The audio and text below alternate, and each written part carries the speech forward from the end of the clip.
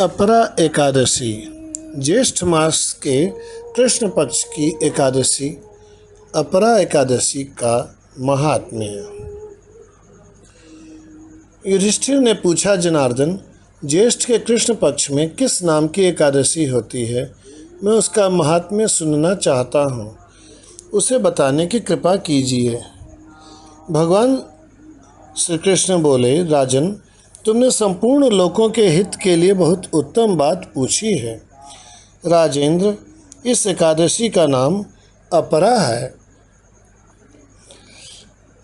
अपरा अपार फल देने के कारण अपरा है। अपरा का सेवन करने वाला लोक में प्रसिद्ध हो जाता है। यह बहुत पुण्य प्रदान करने वाली और बड़े बड़े पातकों के नाश करने वाली है। कुछ पापों के उदाहरण हैं ब्रह्म हत्या, गोत्र की हत्या, गर्भस्थ बालक को मारने वाला, पर निंदक, पर स्त्री लंपट अर्थात दूसरे की स्त्री में मन लगाने वाला,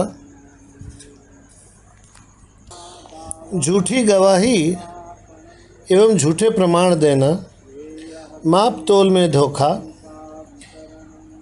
वेद का गलत पाठ, वेद मतलब विद्या का सही प्रयोग न करना, बिना जाने ही नक्षत्रों की गणना, कूटनीति से आयुर्वेद का ज्ञाता बनकर वैद्य का काम करने वाला, क्षत्रिय होकर युद्ध से भागना। अब यहाँ पर क्षत्रिय का अर्थ है जो क्षत्रिय जैसा कार्य कर रहा है, अर्थात सेना के लोगों के लिए भी यही बात कही जाएगी, सेना सिपाही इत्यादि, कि वो अपने ड्यूटी से पीछे न हटें। विद्या प्राप्त करके स्वयं ही गुरु की निंदा करने वाला शिष्य, ये सभी महापातकों से युक्त होकर भयंकर नरक में गिरते हैं।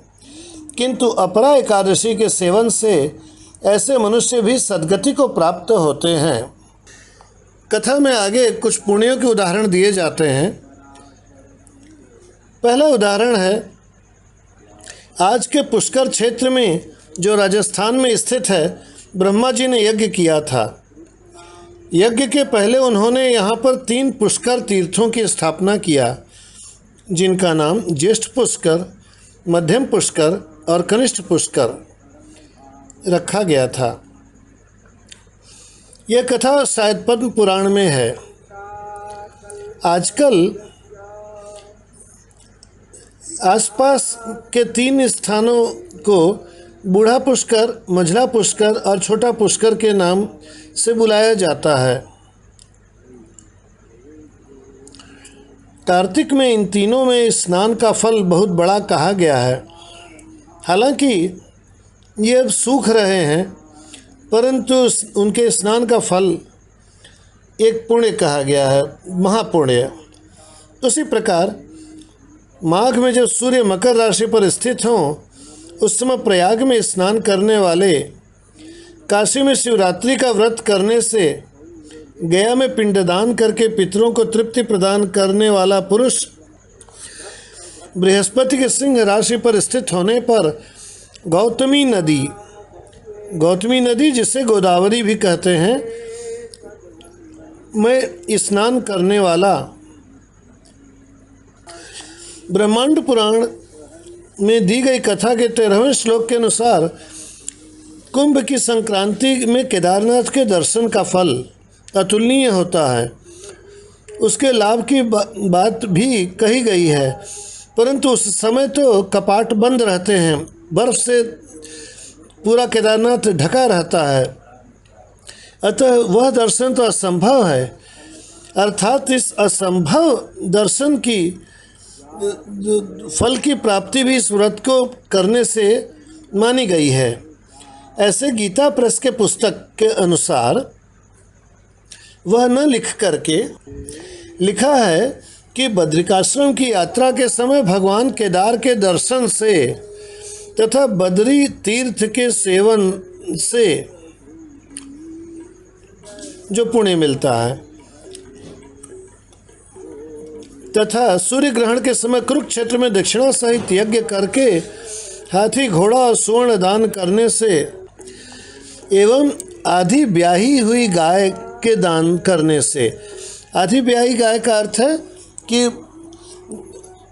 जो बच्चा हो रहा है, बछड़ा हो या बछिया, उसके दोनों खुर दिखना शुरू हो जाएं, उस समय उस गाय के दान करने से। ये सब बड़े बड़े दान के नाम या बड़े बड़े पुण्य के नाम लिए गए हैं अभी तक। जिस फल की प्राप्ति होती है अपरा एकादशी के सेवन से भी मनुष्य वैसे ही फल प्राप्त करता है। अपरा को उपवास करके भगवान त्रिविक्रम या वामन, ये वामन वही हैं जो राजा बलि के यहाँ 3 पग भूमि मांगने गए, और त्रिविक्रम स्वरूप वह है जिसको धारण करके उन्होंने पूरे त्रिलोकी को नाप दिया था। तो इनकी पूजा करने से मनुष्य सब पापों से मुक्त हो श्री विष्णु लोक में प्रतिष्ठित होता है। इसको पढ़ने और सुनने से सहस्र गोदान का फल मिलता है। बोलिए अपरा एकादशी की महात्म्य की जय। जय जय श्री सीताराम।